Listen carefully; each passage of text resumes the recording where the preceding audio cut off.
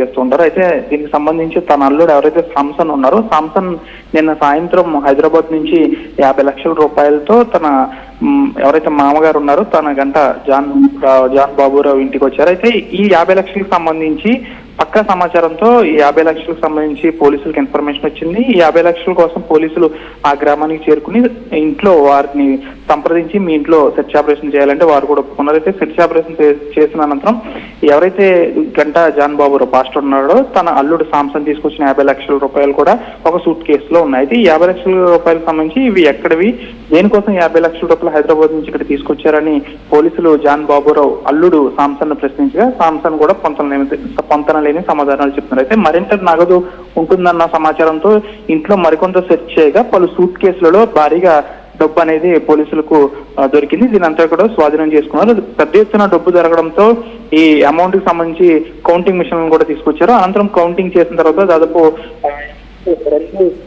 2,20,94,000 రూపాయలు మొత్తం పోలీసులు అయితే గుర్తించారు. దీనికి సంబంధించి అసలు ఈ డబ్బు మీకు ఎక్కడి నుంచి వచ్చింది, ఎవరి ద్వారా వచ్చింది, అసలు ఈ డబ్బు ఎంత డబ్బు మీకు ఎక్కడిదని పోలీసులు పాస్టర్ జాన్ బాబురావుని అడిగారు. అంతేకాకుండా అల్లుడు సామ్సన్ అడిగారు. అంతేకాకుండా ఇంట్లో ఉన్న వారిని కూడా అడిగారు. అయితే ఎవరు కూడా పొంతం లేని సమాధానం చెప్పడంతో పోలీసులకు పూర్తిగా అనుమానం వచ్చింది. అసలు ఒక్క రూపాయికి కూడా వారు సమాధానం చెప్పలేదు. అంతేకాకుండా ఎవరైతే గంట జాన్ బాబురావు ఉన్నారో పాస్టర్ సంబంధించి తన అల్లుడు తీసుకొచ్చిన 50 లక్షల రూపాయలకు కూడా తన అల్లుడు సామ్సన్ పోలీసులకు సమాధానం చెప్పలేదు.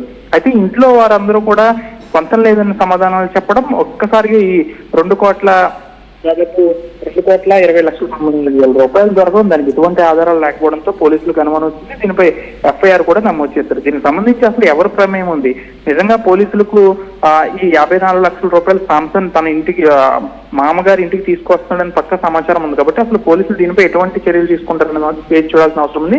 అసలు జాన్ బాబురావుకి సంబంధించిన నగదా, లేకపోతే జాన్ బాబురావు అల్లుడు సామ్సన్ కి సంబంధించిన నగదు ఇది ఎక్కడి నుంచి తీసుకొస్తున్నారు, ఇది ఏమైనా హవాలా డబ్బా, లేకపోతే ఇతరత్ర కార్యకలాపాలకు సంబంధించిన డబ్బు ఇదేమైనా, లేకపోతే అసలు డబ్బు ఎక్కడి నుంచి తీసుకొచ్చారనే దానిపై కూడా స్పష్టత రావాల్సి ఉంది. ప్రస్తుతానికైతే పోలీసులు దీనికి సంబంధించి ఎఫ్ఐఆర్ నమోదు చేశారు. ఐటీ శాఖకు కూడా ఈ ఇన్ఫర్మేషన్ ఇచ్చారు. ఐటీ శాఖ వాళ్ళు రానున్నారు. ఐటీ శాఖ వచ్చిన తర్వాత మిగిలిన విషయాలు వెలుగులోకి వచ్చే అవకాశం. ప్రస్తుతానికైతే గ్రామంలో ఏదైతే లక్ష్మణేశ్వరం గ్రామంలో వారి నివాసం వద్ద పోలీసులు సెక్యూరిటీగా పెట్టారు. వారు మాత్రం ఇళ్లలోనే ఉన్నారు. అయితే దీనికి సంబంధించి ఎంత భారీ మొత్తంలో నగదు రావడానికి గల కారణం ఇప్పటికీ తెలియలేదు. వారు పోలీసులు ఎన్నిసార్లు వారి కుటుంబ సభ్యులను అడిగినప్పటికీ కూడా మాకు తెలియదు అనే మాట అంటున్నారు తప్ప దీనికి సంబంధించిన డబ్బు సరైన పత్రాలు చూపించకపోవడం, సరైన ఆధారాలు చూపించకపోవడం పోలీసులకి అయితే అనుమానం వచ్చింది. నిజంగానే ఈ డబ్బుకు సంబంధించి కనుక సరైన పత్రాలు ఉంటే వారు చెప్పేవారు. కాబట్టి ఇప్పుడు సరైన పత్రాలు కూడా లేవు.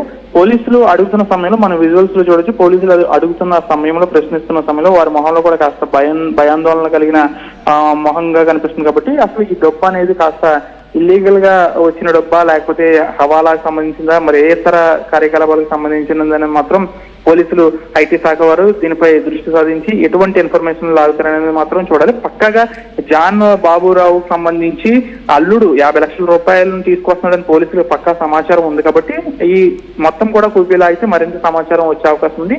ఇంట్లో వారందరూ కూడా ఎటువంటి కరెక్ట్ సమాధానం చెప్పలేదు, పొంతలు లేని సమాధానం చెప్పడంతో ప్రస్తుతం ఇది కాస్త నర్సాపురంతో పాటు ఈ ఉమ్మడి పశ్చిమ గోదావరి జిల్లాలో హాట్ టాపిక్ గా మారింది. అయితే దీనికి సంబంధించి పోలీసులు ఎటువంటి కీలకమైన ఆధారాలు సేకరిస్తారనేది మాత్రం వేచి చూడాల్సిన అవసరం ఉంది.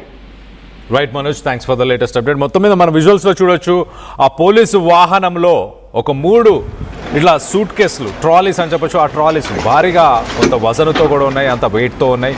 వాటిని పోలీసులు తీసుకెళ్లి ఆ వెహికల్లో పెడుతున్న విజువల్స్ని మనం చూస్తున్నాం. మరి జాన్ బాబురావు ఎవరికైనా బినామీగా పనిచేస్తున్నాడా, లేకపోతే ఆ డబ్బుతోని మత మార్పిడిలు ఏమైనా చేసే ప్రయత్నంతో ఉన్నాడా?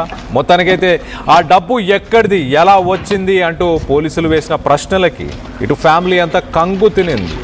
ఎవరు దానిపైన పెదవి విప్పట్లేదు, ఎలాంటి సమాధానం కూడా ఇవ్వట్లేదు. ఆ డబ్బుకు మీకు ఏంటి సంబంధం, ఆ డబ్బు ఎక్కడి నుంచి వచ్చింది? సాధారణంగా ఇంత మోతాదులో డబ్బుని సరఫరా చేయడం అనేది అది ఒక హవాలా కింద దాన్ని చూస్తారు. అలాగే ఐటీకి సంబంధించిన అధికారులు, ఇన్కమ్ ట్యాక్స్కి సంబంధించిన అధికారులు కూడా ఖచ్చితంగా ఈ డబ్బు ఎలా వచ్చిందని ట్రేస్ చేసే పనిలో ఉన్నట్టు కూడా తెలుస్తుంది. సో మొత్తం మీద పక్కా ఇన్ఫర్మేషన్తోనే ఇటు జాన్ బాబురావు ఇంట్లో దాడులు చేశారు. 2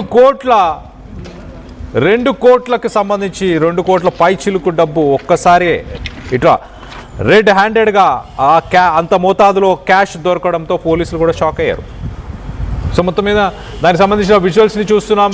ఆ ఇంట్లోంచి ఆ డబ్బుని తీసుకెళ్తున్న విజువల్స్ని ఆ సమయంలో పోలీసులు రైడ్ చేసిన సమయంలో ఇటు జాన్ బాబురావు కానీ తన ఫ్యామిలీ మెంబర్స్ తన అల్లుడు కానీ ఎలాంటి మాట కూడా మాట్లాడలేదు. అలాగే భయభ్రాంతులకు గురైనట్టు ఇంత డబ్బు దొరికిందని బాధపడ్డారా, లేక ఎవరి గుట్టైనా విప్పబోతున్నామని భయపడుతున్నారా, ఎవరికైనా బినామీగా వర్క్ చేస్తున్నారని మీరు భావిస్తున్నారా? పశ్చిమ గోదావరి జిల్లా నర్సాపురం మండలానికి సంబంధించిన ఘటన అని చెప్పొచ్చు. ఆ పరిసర ప్రాంతాల్లో ఉన్న వ్యక్తులు ఎవరైనా ఆర్టీవీలో ఈ వీడియోను చూస్తే కనుక మీకు దానికి సంబంధించి ఎలాంటి ఇన్ఫర్మేషన్ ఉందా కింద కామెంట్ రూపంలో తెలియపరచండి. జాన్ బాబురావు ఎలాంటి వ్యక్తి? అతను మత మార్పిడికి ఏమైనా పాల్పడేవాడా, లేకపోతే ఎవరైనా స్థానికంగా ఉన్న రాజకీయ నాయకులతోనే సన్నిహితంగా ఉండేవాడా, వాళ్ళకేమైనా ఒక బినామీగా పనిచేస్తున్నాడని మీరు భావిస్తున్నారా? దీనికి సంబంధించి మీ అభిప్రాయాలు ఏంటనేది కింద కామెంట్ రూపంలో తెలియపరచండి. విజువల్స్లో మనం చూడొచ్చు, ఇటు పోలీసుల అధికారులు అక్కడికి చేరుకొని పక్కా ఇన్ఫర్మేషన్తోనే చేరుకొని ఈ రైడ్స్ని నిర్వహించారు. దాని తర్వాత కౌంటింగ్ మెషిన్స్ని కూడా తీసుకెళ్ళి ఆ డబ్బుని లెక్కించడానికి కూడా కొంత సమయం పట్టింది, కొన్ని గంటల సమయం పట్టింది. దానికి సంబంధించిన విజువల్స్ని మనం చూస్తున్నాం. ఇటు కౌంటింగ్ మెషిన్స్లో ఆ డబ్బుని లెక్కించిన ఆ విజువల్స్ని చూస్తున్నాం. అలాగే బ్యాగుల్లో కట్టల కొద్దీ ఉన్న డబ్బులను కూడా చూస్తున్నాం. దీనికి సంబంధించి మీరేమనుకుంటున్నారు? మీ అభిప్రాయాలని కింద కామెంట్ రూపంలో తెలియపరచండి. ఇవాళ మార్నింగ్ సమ్వేర్ అరౌండ్ 12 o'clock టైంకి ఒక సమాచారం వచ్చింది. దాని నిమిత్తం మేము మా డిఎస్పీ గారు నోటీసులో నెట్టి, సీనియర్ ఆఫీసర్స్ నోటీసులో పెట్టి సర్చ్ ప్రొసీడింగ్స్ తీసుకుని ఇక పీచ్ పాలెంలో ఓఎన్జీసీ ఓల్డ్ సైట్ దగ్గర ఒక హౌస్ అన్నారండి, 3 story బిల్డింగ్. ఆ బిల్డింగ్కి వెళ్ళి వాళ్ళతో అడిగి వాళ్ళు హౌస్ సర్చ్ చేసాము. హౌస్ సర్చ్ చేస్తే మాకు 2,27,94,000 క్యాష్ దొరికింది. ఆ క్యాష్ ఎలా వచ్చింది మీకు అంటే, ఇంట్లో వాళ్ళు ఒకళ్ళు కూడా ఏ రకమైన సమాధానం వెళ్ళబోతున్నారు, అసలు ఇంత అమౌంట్ ఉంది మా ఇంట్లో కూడా అని చెప్పలేకపోతున్నారు వాళ్ళు. క్యాష్ యూజ్ చేసాము. దాని మీద ఒక 102 CRPC కింద ఎఫ్ఐఆర్ తీసుకుంటాం. గంటా జాన్ బాబు అండి, ఫాస్ట్గా చేస్తారంట. వాళ్ళ మిస్సెస్ ఏమో గంటా ఝాన్సీ రాణి. వాళ్ళు చెప్పడం ఏంటంటే, వాళ్ళు పూర్తిగా చెప్పట్లేదు కానీ amount is being sent by daughter Ganta Jyotsna అన్న అమ్మాయి, వాళ్ళ డాటర్ హైదరాబాద్లో ఉంటుంది. తను ఏదో బిజినెస్ చేస్తానంటుంది. వాళ్ళ అల్లుడు పొద్దున్న 50 lakhs క్యాష్ తీసుకొచ్చారు. మాకు అది మెసేజ్ వచ్చింది. ఆ మెసేజ్ వచ్చింది. ఆయన